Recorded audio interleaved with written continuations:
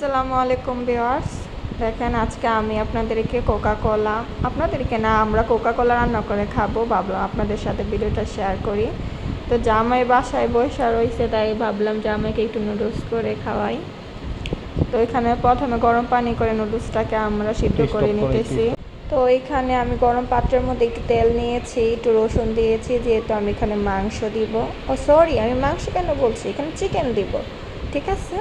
আচ্ছা, এখানে চিকেনটাকে একটু ভেজে নিব। ভেজে নেওয়ার পরে দেখতে পাচ্ছেন সাদা হয়ে গেছে, চিকেন থেকে পানি উঠেছে, ওটা দিয়ে চিকেনটা সিদ্ধ হয়ে যাবে।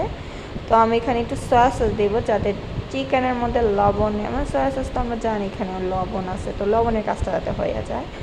তো এখানে একটু সয়া সস দেব, দেখতে একটু স্পাইসি করার জন্য।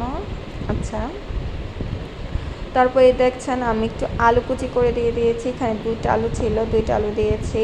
তো আলুটাকে মাংসের সাথে ভেজে নিব। তো এখানে আরেকটা পাত্রে আমি পেঁয়াজ দিয়েছি, তেলে ভেজে নিচ্ছি পেঁয়াজগুলোকে। পেঁয়াজ ভাজার পর আমরা এখানে 2টা ডিম দিয়ে দিব। 2টা ডিম দেওয়ার পর আমরা এটাকে ভেজে নিব। তো লবণ দিয়ে দিয়েছি ডিমের মধ্যে। এই জামাইকে বেশি করে কাঁচামরিচ খাবো বলে অনেকগুলো কাঁচামরিচ দিয়েছি, বুঝছেন। জামাই আমার ঝাল খেতে পছন্দ করে, কিন্তু কি এতগুলো মরিচ দিলাম, কিন্তু এখন মরিচই দেখা যাচ্ছে না। হোয়াটএভার।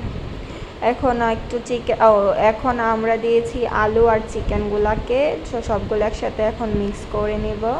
মিক্স করার পর এখানে আমরা সিদ্ধ করা নুডলসগুলো আস্তে আস্তে দিয়ে এটাকে মিশিয়ে নিব। ও সরি, এখানে তো ম্যাগি মশলা দেওয়া হয় না, এখন একটু ম্যাগি মশলা দিয়ে দিচ্ছি। প্যাকেটেরগুলো তো ইউজ করেছি, বাড়তি একটা ম্যাগি মশলা ইউজ করেছি। তো এই হচ্ছে আমাদের নুডলস রান্না কমপ্লিট। কেমন হয়েছে বলবেন। আর জামাইকে এখানে একটু শসা দিয়ে সান্ত্বনা পুরস্কার দিলাম।